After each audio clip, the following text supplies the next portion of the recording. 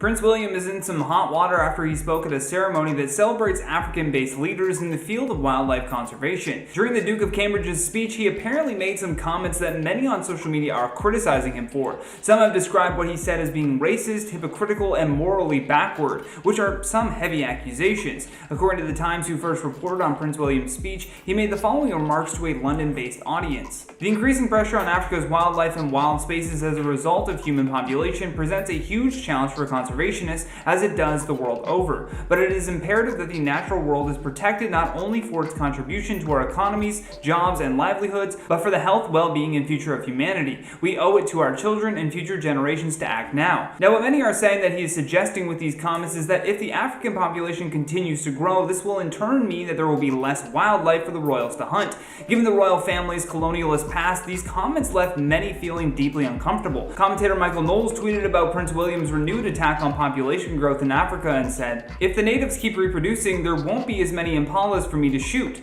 Morally backward as this line of thinking is, one cannot help but be amused by the audacity, adding, "Read the room, your royal highness." Another person on Twitter suggested that perhaps Prince William was the one to ask about the skin color of Harry and Meghan's child. In the tweet they say, "Prince William, the welfare royal with 3 kids and probably more kids we don't know about yet, is attacking Africa's population again. He definitely asked about Archie's skin color." Other users decided to use statistics to call out Prince William. This Twitter user writes, "India's landmass is 3.3 million square kilometers with a population of 1.38 billion people. China is 9.8 million square kilometers with 1.4 billion people. Africa is 30.3 million square kilometers with 1.3 billion people. Prince William's obsession with controlling Africa's population to preserve wildlife tells you how he sees Africa." And Prince Williams also went on to say in this speech, "Africa's extraordinarily rich biodiversity has the ability to sequester vast amounts of carbon, but this is only possible if these landscapes remain truly intact and are protected as functioning ecosystems. Our wildlife plays a vital role in keeping nature in balance and maintaining this precious cycle of life. If we keep destroying or removing the threads that make up the natural tapestry of life on Earth, it will simply begin to break down, exacerbating climate change still further." These criticisms of Prince William come 8 months after an unnamed member of the royal family was accused of making racist comments regarding the child of Meghan and Harry. Shortly after that bombshell of an interview with Oprah Winfrey, Prince William paid a visit to a school in Stratford, London, and declared that his family was very much not a racist family. Survival International, which is an organization that advocated for tribal people around the world, also made a statement on what Prince Harry said. In their statement, the human rights organization says, "Prince William says mounting pressure on Africa's wild spaces as a result of human population is a huge challenge for conservationists. Staggered by the racism and hypocrisy?" Later on, they ended up sharing a video of a Kenyan ecologist who said, "The fact is, if we look at absolute figures, Africa is more sparsely populated than Europe or Asia, and the fact is the absolute numbers of people in Africa are far from being a problem for our environment, more so the very light footprint of the people here." Adding, "The average Western family of 5 will have a carbon footprint of a few hundred Maasai tribesmen in Kenya." And once knowing all of this information, it's definitely difficult to see Prince William's statement in a good light at all, really. Britney, have you had any communication? Have you guys had any communication? No, we're not doing that tonight. I'm sorry. No? Thank you. Okay. No, bye. Oh, okay. But I'm happy for her. Yes, thank you. Now that Britney Spears is a free woman, she is truly letting everyone know how she feels about people, and in this scenario, things got a little bit messy. For starters, let's begin with what angered Britney. While Christina was at the Latin Grammys on Thursday, she was asked by a reporter about Britney's newfound freedom. However, the moment that she was asked this question, you can see in the video that she actually turns back to what must be her publicist or her manager to help her get out of this line of questioning. He interjects and says, "No, we're not doing that today." Then Christina awkwardly chuckles and says, "I can't, but I'm happy for her." Then she just immediately removes herself from the area. Britney ended up seeing this interview and posting it to her Instagram stories later on, where she said, "I love and adore everyone who supported me, but refusing to speak when you know the truth is equivalent to a lie. 13 years being in such a corrupt system, yet why is it such a hard topic for people to talk about? I'm the one who went through it. All the supporters who spoke up and supported me, thank you. Yes, I do matter." Now, this was definitely a bizarre way to handle that question, but the truth of the matter is that Christina had already spoken up about Britney's conservatorship back in June. On June 28th, Christina tweeted out a photo of them when they were younger and said, "These past few days I've been thinking about Britney and everything she is going through. It is unacceptable that any woman or human wanting to be in control of their own destiny might not be allowed to live life as they wish." She then goes on to say, "To be silenced, ignored, bullied, or denied support by those close to you is the most depleting, devastating, and demeaning thing imaginable. The harmful mental and emotional damage this can take on a human spirit is nothing to be taken lightly. Every woman must have the right to her own body, her own reproductive system, her own privacy, her own space, her own healing, and her own happiness. While I am not behind the closed doors of this very layered and personal yet public conversation, all I can do is share from my heart on what I've heard, read, and seen in the media. I understand Britney's response though. It's not like these two have had the best history. The pair have had a pretty rocky relationship since they both rose to fame as kids on the Mickey Mouse Club. On top of that, they were then pop star rivals in the 2000s. Despite Christina not directly responding to what Britney said, an insider told Hollywood Life that Christina was genuinely surprised that she was getting a lot of hate for this. Not just from fans, but from Britney as well. They go on to say, they aren't close friends with each other anymore, but they still hold a history with each other that Christina feels she should still protect. To contrast what Christina said though at the Latin Grammys, Britney also posted an interview that Lady Gaga did while at the House of Gucci premiere. In the interview, Gaga said that Britney is incredibly inspirational and that she is happy we get to celebrate her freedom. On Twitter though, she even took it a step further and wrote, I have loved Britney Spears her whole career. I looked up to her, admired her strength. She empowered so many people and still does. I couldn't be more happy for you today. You never deserved what happened. Thank God for today. You're a superstar and a superhuman being. Britney ended up seeing this interview and reposting it as well and captioned it with, thank you, Lady Gaga, for genuinely taking your time to say something so kind. You made me cry. I love you. And that's really all it would have taken for Christina as well. I realize she supported Britney on Twitter, but then why did she act so strange when asked about this in person? If that were my publicist, I would have told them to go 5 feet that way and chill out for a second while I finish answering this reporter's questions. However, if you watch the video, she actually seems to signal him over and then uses his interruption as a way out of it.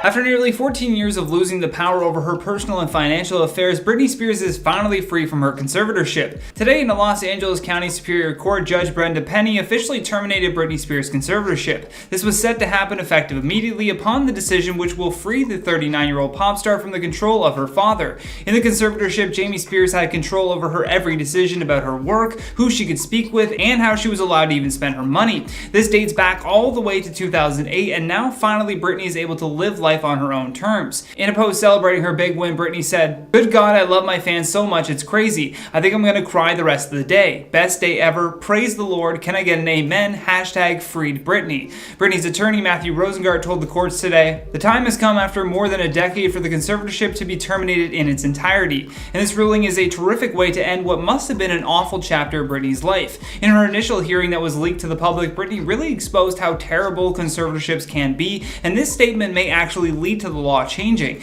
In her hearing, Britney spoke about how corrupt the conservatorship can become. She's quoted as saying, "The conservatorship from the beginning, once you see someone, whoever it is, in the conservatorship making money, making them money, and myself money, and working, and that whole statement right there, the conservatorship should end. I shouldn't be in a conservatorship if I can work and provide money and work for myself and pay other people. It makes no sense. The laws need to change. What state allows people to own another person's money and account and threaten them and saying, you can't spend your money unless you do what we want you to do, and I'm paying them?" Which is just so true, and the real reason Britney didn't speak about this before is because she thought that no one would actually believe her. She said that people would probably just make fun of her or laugh and say, she's lying, she's got everything, she's Britney Spears, which is also the perfect cover for the people who want to control Britney Spears. She adds, "I've been so angry and I cry every day. It concerns me. I'm told I'm not allowed to expose the people who did this to me." In her final closing statements, Britney mainly spoke about wanting to move forward and be able to get married and have a baby because, believe it or not, but that was actually controlled in her life as well. She actually described having an IUD birth control device in her body and that her management refused to let her remove it, even though she insisted that she just wanted to try and have another child. In closing, she said to the court, "I deserve to have a life. I've worked my whole life. I deserve to have a 2 to 3 year break and just, do what I want to do." And thanks to her new attorney, Matthew Rosengart, and really her fans who did not stop fighting for her, Britney Spears can now finally live her life the way that she wants to. If you recall, we recently did a video about how Travis Scott was facing $750 million in lawsuits for Astroworld. Believe it or not, but now that number has now been added to a whopping $2 billion lawsuit. Yes, billion with a capital B. A Texas-based attorney has now filed a $2 billion lawsuit against Travis Scott, Live Nation, and other people that were involved in this tragedy. Attorney Thomas J. Henry filed the lawsuit, and the list of the defendants may be long, but the people that he was hired to represent is longer. The defendants listed in this suit include Travis Scott, Drake, Apple Music, and NRG Stadium, but on the other side, he is representing representing 282 Astroworld concert goers. In a statement to the press regarding this massive lawsuit, Henry said, "The defendants stood to make an exorbitant amount of money off of this event, and they still chose to cut corners, cut costs, and put attendees at risk." Adding, "My clients want to ensure the defendants are held responsible for their actions, and they want to send the message to all performers, event organizers, and promoters that what happened at Astroworld cannot happen again." Ever since filing this massive lawsuit, this attorney claims that an additional 120 people have reached out to him looking for representation in this case. After filing, Thomas did an interview with Hollywood Life and went into detail about some of the injuries that his clients are facing. His clients are understandably traumatized from having to step over the bodies of people that lost their lives during this festival, and then he adds, "They didn't have a choice because there was nowhere to move. These people were trapped. They couldn't breathe. They couldn't get out." This lawsuit also sheds some light on Apple Music's disastrous role in this festival. Henry alleges that Apple's obtaining of the festival's online streaming rights played a critical role in the crowd control disaster. The lawsuit goes on to say, "Early reports from the investigation of the Astroworld catastrophe indicate that the premises were arranged in a fashion that best served Apple's online streaming of the concert at the detriment to concert-goer safety." However, Apple Music has yet to release any statement in regards to these allegations.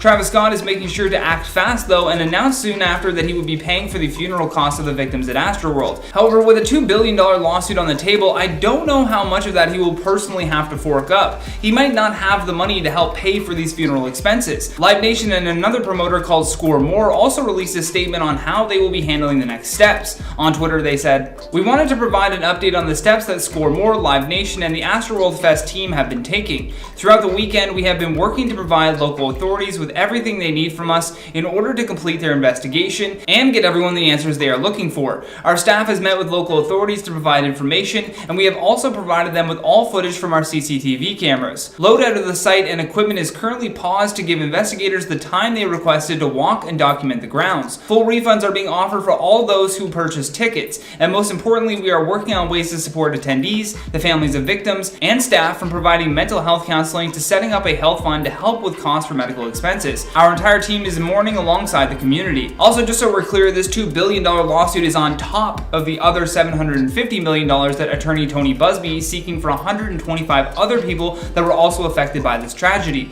We also had a statement from the CEO of Paradox, which was the medical company hired by Astroworld for the event. While speaking with CNN, the CEO Alex Pollock said, "This is something I'll have nightmares about for the rest of my life. The team is extremely broken up about it. Seeing so many young people getting CPR at one time is just something no one should have to go through. Even though we're medical professionals, we should be used to it. You can't get used to something like that." This was truly an impossible feat though. To have 11 people go into cardiac arrest at the same time would definitely give anyone nightmares, especially if it's your job to help them. I mean, who do you even choose to start with? Then on top of that, they said that the other concert goers did not make their job easy. Alex goes on to add, "We were doing CPR on the back of carts trying to get out of that crowd. People were jumping on top of the carts, they were pulling us off of people. They thought it was a joke." I could not even imagine what those working conditions must have felt like, and hopefully people are actually held accountable for this disaster. Travis Scott has finally broken his silence since the Astroworld tragedy and sat down with Breakfast Club host Charlamagne tha God to reveal his thoughts since the fatal night.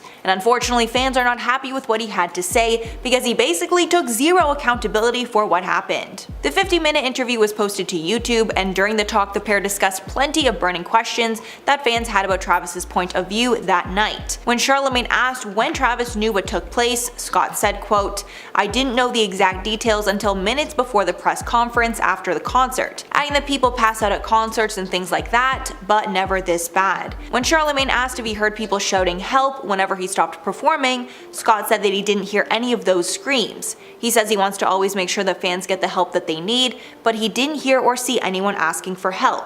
Adding, quote, "I stopped a couple of times to make sure that everybody was okay, and I really just go off the fans' energy as a collective call and response. I just didn't hear that." He explained that the large crowd, lights, pyrotechnics, and the music in his band made it hard for him to see exactly what was happening in the audience, and that he only goes off what he is told by his team, admitting that he would have stopped the show if he knew what was happening. When asked what communication that Travis got during the show, Scott said that he was told that once the guest, who was Drake, was off the stage, the show was going to be stopped, but he didn't get any details on why. explaining that no one ever told him to stop the show. Charlamagne then steered the conversation to talk about Travis's past instances of raging, because after the tragedy, old clips and stories of Travis being unsafe at concerts had surfaced, making it seem like this behavior was a pattern. When asked about his raging, Travis said, quote, "That's something that I've been working on for a while, is creating these experiences and trying to show these experiences happening in a safe environment," adding that he trusts the team around him will ensure the attendees are safe at his concerts. He then clarified that raging doesn't always have to be rambunctious or rowdy, it's all about having fun and letting go. Travis also commented on the media forcing blame onto him, and he said he understands why they are blaming him, as he is the face of the festival. When asked what he would say to families that lost their loved ones because of the tragedy, he said, quote, "I'd say to them that I'm always here and that I'm in this with you guys and I love you and I'll always be here to help you heal through this." Following the interview, the families of the deceased are not happy, and they shared their disdain with Travis's unaccountability. The family of deceased 21-year-old Axel Acosta made a statement saying, quote, "Every time Travis Scott opens his mouth in an effort to avoid responsibility and accountability, he further exacerbates the pain of those that lost loved ones," adding that Travis Scott is not the victim here, but rather those who have been harmed because of his festival. The family also does not buy Travis's excuse that he was not told of the chaos, adding that there is no way that Travis did not see the mayhem that was happening just feet from him at some points during the concert. Since Travis is clearly not taking any responsibility, it seems that the justice system is going to have to force him to take responsibility in court. And with the thousands of lawsuits that have come against him mounting to billions of dollars, Travis will be sharing his side of the story in tons of depositions in the near future. While people had their attention focused on the Astroworld tragedy, Chrissy Teigen decided to host a lavish Squid Game themed party, and needless to say, the internet is not happy about it. The model threw the party at her home with singer John Legend, and it featured a maze staircase, bunk beds, and a light up pig filled with money. Plus, there were other elements to the party that related to the show as well. Chrissy posted the photos to her Instagram page and wrote in the caption, "Where do I even begin? What an absolutely epic night. My dream came true of watching my friends fight to the death. Dunk tank, musical chairs, hide and seek, followed by a very riveting final game of pin the tail on the donkey. At wife of the party, you truly are the best and have the best team ever. Thank you, thank you, thank you. More pics to come." However, despite Chrissy's joy, a lot of people in the comments section were quick to point out how rich people never really seem to understand the true meaning behind shows like Squid Game. One user writes, "I think you missed the point of the show," with another adding, "This is so beyond tone deaf as a millionaire to invite your rich friends over and reenact Squid Games, which is rooted in the violence of capitalism." I mean, she's not wrong. If you haven't watched the show, it's essentially about these people who have a ton of debt and they get offered the chance to compete in a game show where the last person standing gets all of the prize money. However, it is also extremely graphic. I mean, there must be at least 200 headshots in the whole show, so it's definitely not for everyone, but it is still a brilliant storyline that exposes a lot about the lengths people are willing to go just to get out of debt. Also, to make this show even creepier, they have this group of wealthy VIPs that are betting on who they think is going to win the games. Yes, they are betting on people's lives. And the reason why this show became so big is because of how real and possible something like this could be. So when you see a celebrity like Chrissy Teigen throwing a Squid Game themed party, it starts to make people's skin crawl a little bit. The party apparently also included other childlike games such as musical chairs, hide and seek, and pin the tail on the donkey like she mentioned above, and I guess they had enough money so they splurged on a dunk tank as well. There were even multiple prizes handed out to the winners of the games that she ran, prizes that apparently included a flight to Napa Valley and dinner for two at French Laundry. So you can see why people saw this to be just a little bit insensitive,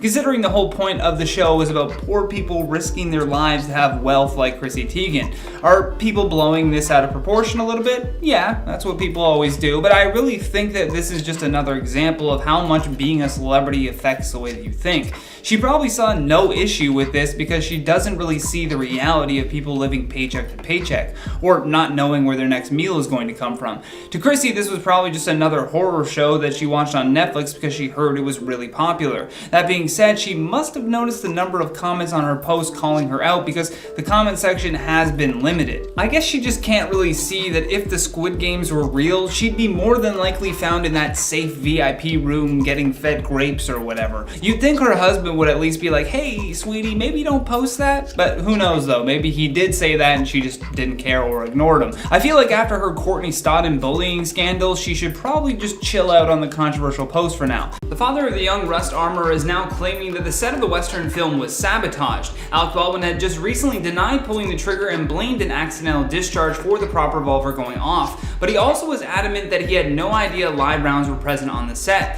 Hannah Reid, who was the film's armor, was defended by her father Thel Reid on Good Morning America. The veteran armorer, who has worked on a number of films in the past, insisted that his daughter followed all of the correct safety protocols. He then claimed that the prop handed to Baldwin was sabotaged by a disgruntled crew member who wanted to cause a safety incident after there had been so many complaints. However, he explains that whoever did this never intended on it being a fatal incident. On October 21st, after checking the revolver for rehearsals, Hannah handed the prop revolver to assistant director Dave Halls. He then handed that to Alec Baldwin, which then led to the incident of the prop discharging and striking Helena Hutchins. So far as of this moment, no one has been arrested because authorities are still continuing their investigation. In Alec Baldwin's tearful ABC interview, he said that what happened was not his fault and then added that he couldn't say whose fault it was. Although as many news sources reported right around the time of the original incident, the set had been plagued with many safety concerns that even led to the union staff walking off. Thel Reid is insisting that his daughter shouldn't be the one to take the blame for this. He told ABC's Good Morning America that she has been around weapons her entire life and does about as good a job as he does. He also said that had Hannah been present inside of that church for rehearsals, she would have had the opportunity to check it a final time and found the live round inside, adding, "That one time they should have had her on set, she would have found it. She knows what to do, she does the job as good as I do now." And their lawyer Jason Bowles also announced to the press that they have submitted proof that someone sabotaged Hannah and have given that evidence over to the sheriff. They are really considering sabotage to be the most likely possibility, and the evidence they submitted was the proof of motive. Thel goes on to add, "Why Hannah might have been a target, that's all gone to the sheriff. We're asking for all of that to be completed before any decision is made on charging." And some of the complaints that were allegedly coming from these disgruntled crew members were being asked to work for too long, compromise on safety protocols, and travel for at least an hour to and from the set every day because the production apparently would not pay for them to stay closer. Rust was also only the second film that Hannah had been hired to work on as a lead armorer. Because of the walk-off, she also had to act as a prop master, which she says stretched her thin. Her father reiterated this and claimed that she didn't like that she had to now split her focus on two jobs. The reason why Hannah wasn't inside the church at the time was because she had to be outside doing her prop master duties.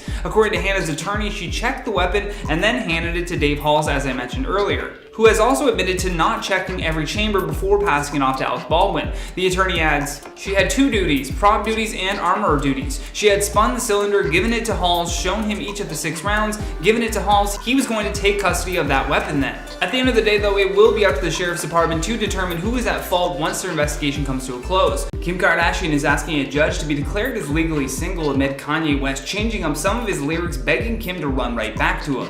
The Skims founder recently filed court documents asking them to separate issues of child custody and property from her marital status. In addition to that though, she is also hoping that her maiden name can be restored, which means dropping the West part off of the end, which shouldn't be an issue considering that Kim's lawyer, Laura Wasser, has frequently made similar moves with the likes of Dr. Dre and Kelly Clarkson. So this won't be her first rodeo when it comes to separating marital status from other issues. It really just allows people in a divorce to move on with their lives, but I don't know if Kanye is on the same page. What's a little crazy here is that just a few hours before Kim made this filing to change her marital status, Kanye took to the stage at the LA Memorial Coliseum. Kim even attended the show and brought the couple's kids, North and Saint, to watch their dad and Drake do their thing. But this is also the same concept where he changed the ending of his song Runaway and ad-libbed over the vocals of the end of the song for Kim to run right back to him. And this does seem like one of the last moves though that will hopefully send a message to Kanye that they are officially done. Kim has already started to figure out the property side of their split and bought Kanye out of their Hidden Hills estate for $23 million. However, there are still other property issues that are apparently outstanding. That shouldn't be too difficult for them to figure out though. The real problem that a lot of people panic about in a divorce is who will take care of the kids. And according to reports, there will not be any dispute over custody, and as of right now, they are both deciding to have joint custody and actually commit to co-parenting. At least they have remained as a united front for their kids, even if they do have their own issues. One of those issues definitely has to be Kanye just going on radio shows and telling the world that Kim is still his wife. Because he said that he had not seen any paperwork for the divorce, he claimed that it didn't happen at all. Well, once his court approves Kim's latest filing, she will be legally single no matter what Kanye seems to think. After that concert, a source told People magazine that Kim knows where Kanye's head is, but just chooses to ignore it. They went on to add that she has moved on, but knows it's difficult for Kanye to deal with. So when he pleads in public for her to run back to him, she isn't surprised and is just trying to be respectful about it. The truly respectful thing to do though is go through with these legal filings just to make it official already. This source also added, Kim will always bring the kids to events that are important to Kanye. Co-parenting and making sure her kids are happy will always be her priority. Now, as many of you know, Kim has recently been dating SNL comedian Pete Davidson. The pair were first linked together in October when Kim appeared as a host on Saturday Night Live, and following that they have been spotted out together on multiple occasions. The source also goes on to speak about how great Pete has been for Kim and says, he's exactly what Kim needed after her divorce, someone to make her laugh and just have a fun time with. The end of her marriage was a very dark time for her, and Pete has been the best antidote. Lil Wayne is being accused of doing some pretty wild stuff. According to reports, one of his own bodyguards is claiming that the rapper allegedly pulled a weapon on him during a dispute. Law enforcement told the press that one of the guards told them that he and Wayne got into a fight at Lil Wayne's home in Hidden Hills, California. Cops then said that this fight escalated from an argument to an altercation that included them getting physical and Wayne brandishing a firearm at some point. Apparently, after the initial dispute with his bodyguard, Wayne told him to leave the house. However, before doing so, the guard stopped to use the bathroom on his way out, which is when he claims that Lil Wayne dramatically escalated the situation. However, TMZ allegedly spoke with a source who claims to be close with Lil Wayne, and they are strongly denying that an incident like this happened,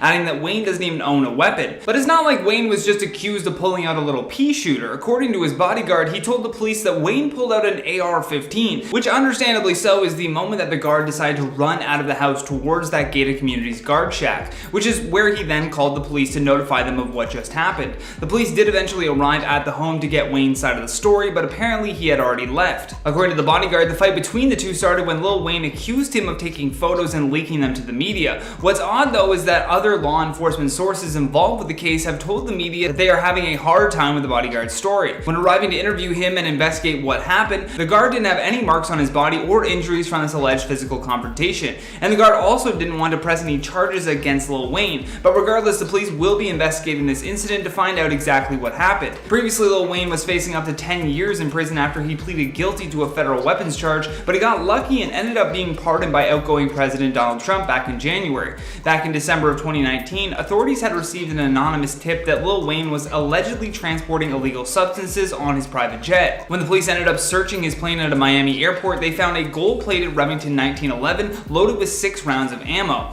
which is also why it's a little suspicious that this source close to Lil Wayne said that he doesn't even own a weapon. After nearly going to jail on weapons charges, I would hope that he gave them all up, but I highly doubt that. Not to mention, Lil Wayne himself has previously opened up about his struggles with mental health, especially when he was younger. He almost took his own life. During an interview he did in August, Lil Wayne explained that when he was 12 years old, his mom had found out that he was lying about where he was. This triggered a panic mode like nothing else he had seen before. He goes on to say, when I got home, I got a phone call from my aunt. She was like, she found out, boy, you about to get your ass kicked. All that rapping, she about to take that rap folder, she about to throw that shit away. So all that had built up inside me. I hung up the phone, thoughts everywhere. Main thought was, I'ma show you. So I picked up the phone, I called the police, I went into her bedroom, grabbed the weapon, and I already had made the phone call. He then adds, Biggie's One More Chance was on. I was looking in the mirror like, you know what? Start thinking I had to get myself mad, and I noticed that I didn't have to. That's what scared me. How I knew I had mental health problems was I pulled the trigger. And since that traumatic incident, Lil Wayne has also never forgotten the former New Orleans police officer who saved his life when he tried to end it at the age of 12. Robert Hubler, who Wayne nicknamed Uncle Bob, said that he ran into Lil Wayne in 2019 when he offered to provide Bob with financial support if he ever needed it, telling Bob that all he had to do was say the word. However, Bob apparently never took up Wayne on this generous offer, but he did have some interest in joining Lil Wayne's team in some type of administrative position.